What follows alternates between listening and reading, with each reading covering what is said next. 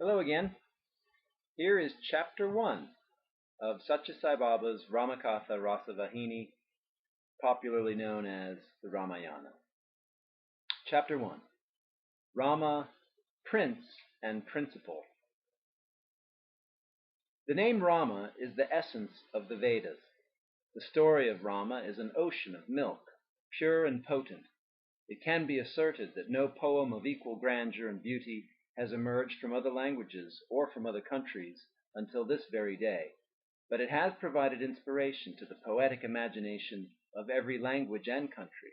It is the greatest treasure inherited by his good fortune by every Indian. Rama is the guardian deity of the Hindus.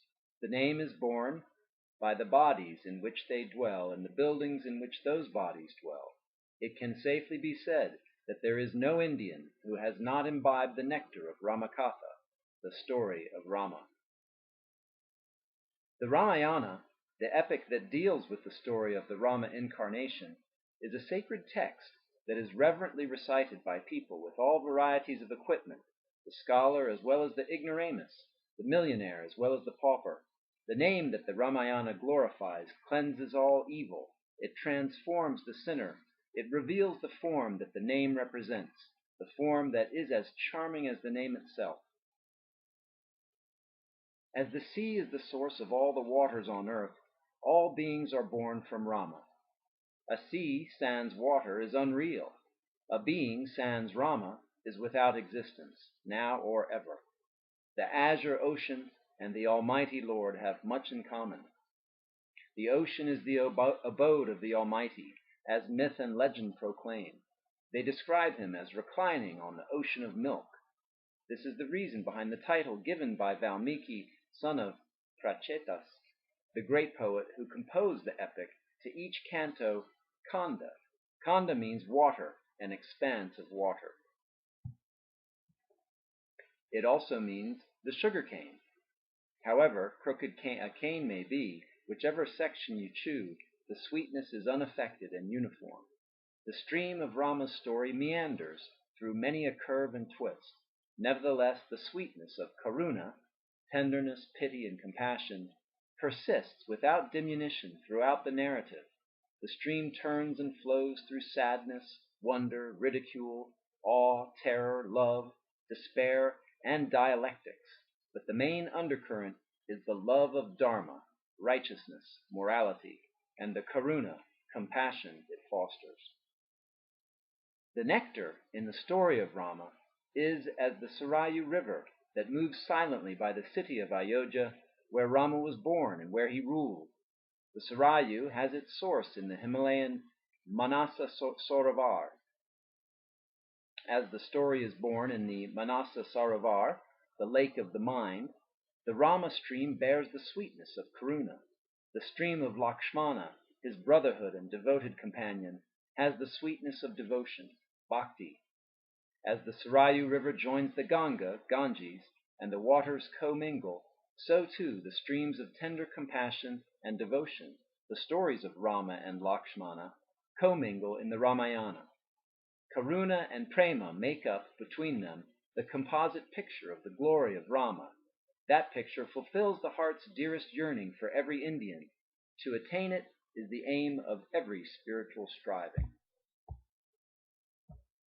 The effort of the individual is but half the pursuit. The other half consists in the grace of God. Man fulfills himself by self-effort as well as divine blessings. The fulfillment takes him across the dark ocean of dualities on to the immanent and transcendent one. The Ramayana has to be read not as the record or a human career, but as the narrative or the advent and activities of an avatar, incarnation of God.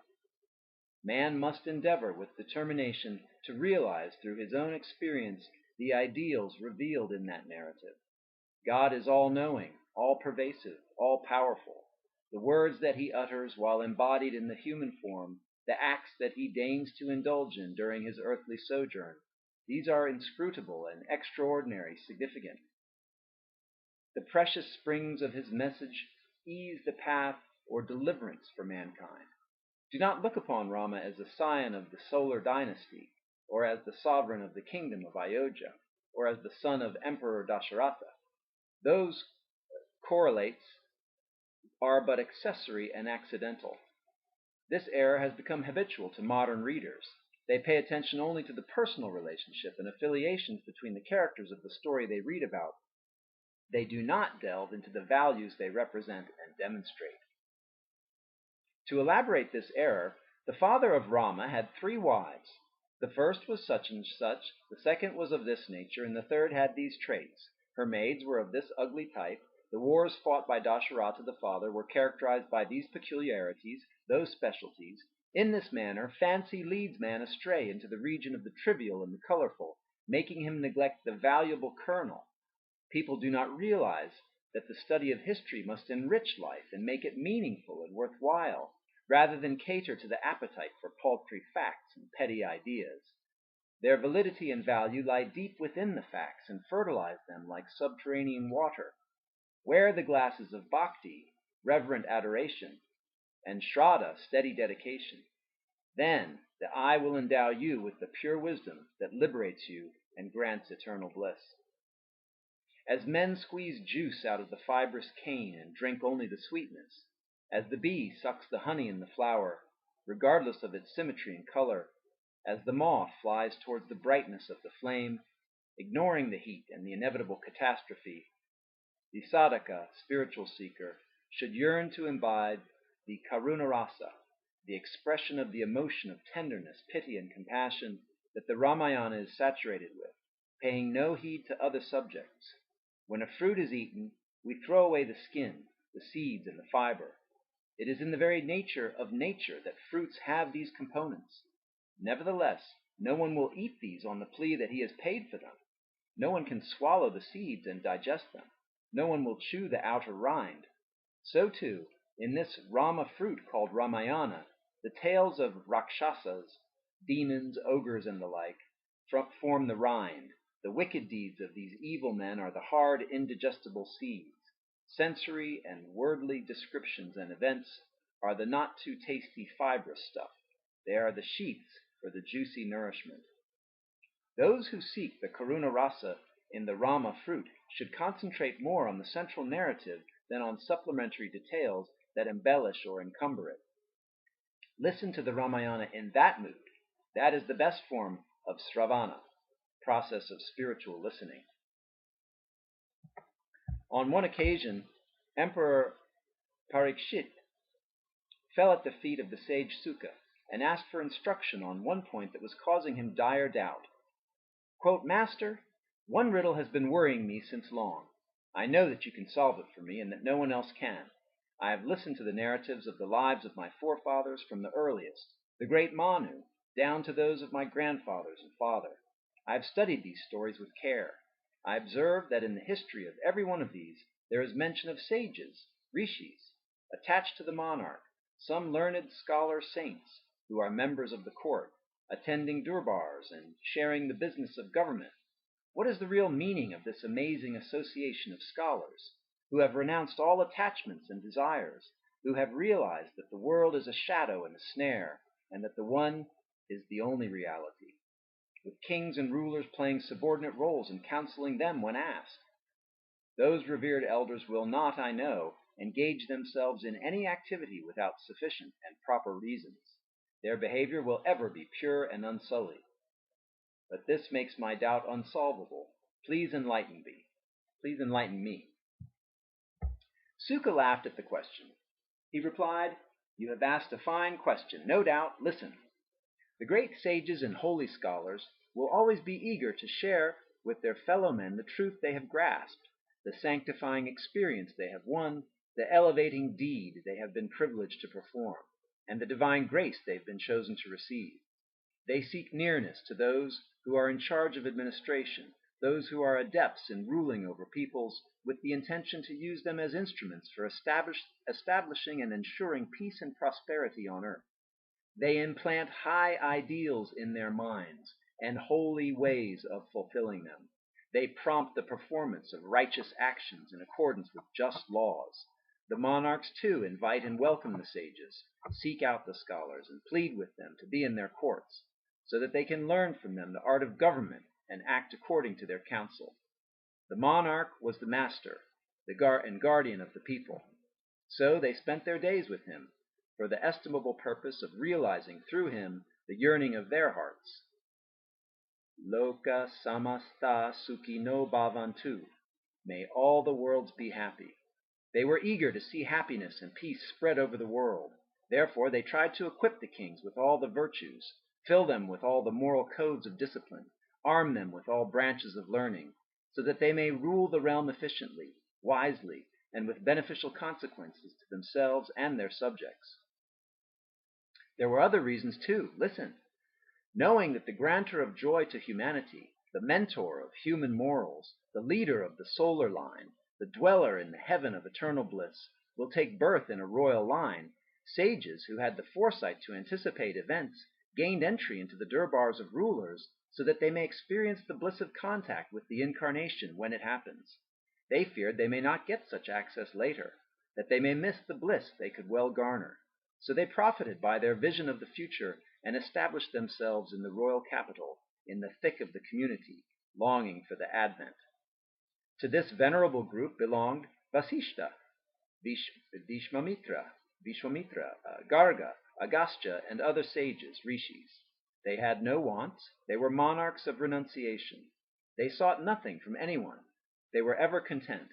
They appeared in the audience halls of the emperors of those days, not for polemics and the pomp or punditry, or for collecting the costly gifts offered to such disputants and guests, or for decorating themselves with the burdensome title those patrons confer on the persons they prefer.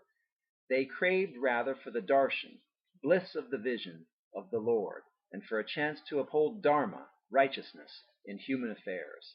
They had no other objective. The kings, too, in those days were immersed in thoughts divine. They approached the hermits and sages in their retreats in order to discover from them the means of making their subjects happy and content. Often they invited them to their palaces and consulted them about ways and means of good government. Those were days when there were sages with no attachment to self, and scholars with no cravings for power. Such were the men who tendered advice to the kings. As a consequence, there was no lack of food and clothing, of housing or good health, for the people of the realm. All days were festival days. All doors were decorated with green festoons. The ruler felt that his most sacred duty was fostering his people's welfare. The subjects, too, felt that the ruler was the heart of the body politic. They had full faith that he was as precious as their own hearts. They valued him as such. They revered him and paid him the homage of gratitude. Sukha explained the roles of the savages in the royal courts in this clear, downright manner before the large gathering that was sitting around him. Have you noticed this? Whatever is done by the great, whichever company they choose, they will ever be on the path of righteousness, on the path of the divine. Their acts will promote the welfare of the entire world. So, when the Ramayana or other narratives of the divine are recited or read, attention must be fixed on the majesty and mystery of God, on the truth and straightforwardness that are inherent in them, and on the practice of those qualities in daily life. No importance should be attached to extraneous matters. The means and manner of the execution of one's duty is the paramount lesson to be learnt. God, when appearing with the form for the sake of upholding Dharma, behaves in a human way. He needs must, for he has to hold forth the ideal life before man and confer the experience of joy and peace on men. His movements and activities, leelas, might appear ordinary and commonplace to some eyes, but each of these will be an expression of beauty, truth, goodness, joy, and exaltation. It will captivate the world with its charm. It will purify the heart that contemplates it. It will overcome and overwhelm all the agitations of the mind. It will tear the veil of illusion, Maya. It will fill the consciousness with sweetness. There can be no ordinary and commonplace in the careers of avatars. Whatever is seen and taken as of that nature is really superhuman, supernatural, deserving high reverence. The story of Rama is not the story of an individual. It is the story of the universe. Rama is the personification of the basic universal in all beings. He is in all, for all time, in all space. The story deals not with a period that is past, but with the present and future without end, with beginningless eternal time. No ant can bite without Rama's will. No leaf can drop from its branch without Rama's prompting. Sky, wind, fire, water, and earth, the five elements that compose the universe, behave as they do for fear of him and in tune with his orders. Rama is the principle which attracts and endears through that attraction the disparate elements in nature. The attraction that one exerts over another is what makes the universe exist and function. That is the Rama principle, without which the cosmos will become chaos. Hence the axiom, if there be no Rama, there will be no panorama universe. Sai Ram.